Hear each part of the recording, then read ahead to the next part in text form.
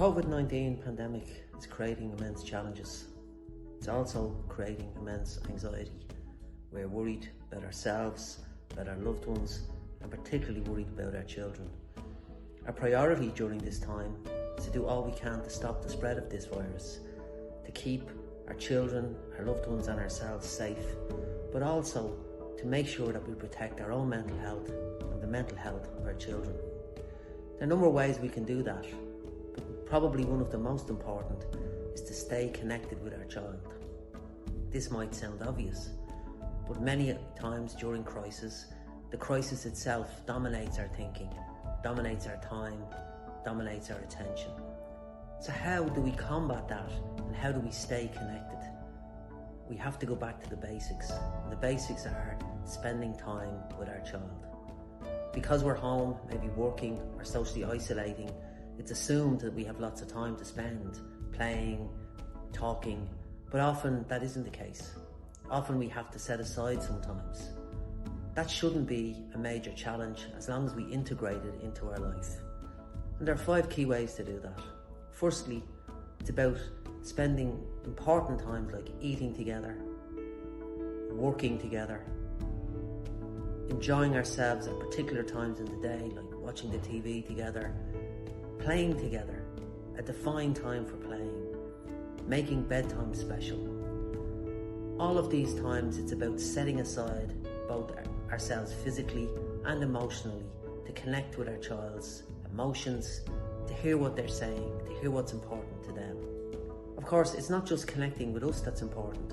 It's also important that our child connects with their friends, their siblings, and indeed their grandparents.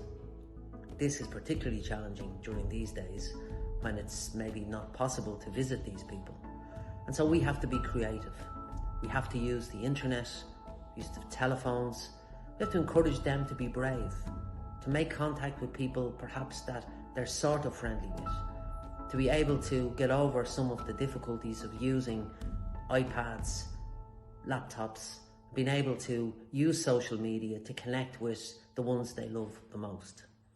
Where possible, we need to keep them well connected with grandparents. This again is hugely challenging.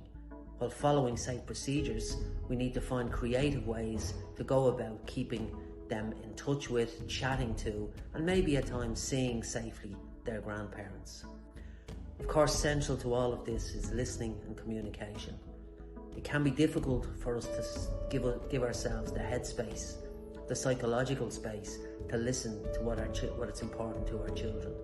Sometimes it is COVID-19, sometimes it is the worries about their grandparents or about us, but often it's not. Often it's about missing friends, about missing school. And so part of what we need to do is listen to what's important to our children, give that a priority, and try and find a space to let them talk about their feelings and how they're interpreting what they're hearing and seeing around them. Connecting and staying connected to our children at this very difficult time is not easy. It requires us to stay mentally healthy ourselves. It requires us to park some of our anxieties, to not become dominated and entranced by what is happening around the world. Staying safe, but at the same time providing ourselves with the psychological space to be there for our children is key to enhancing and protecting their mental health.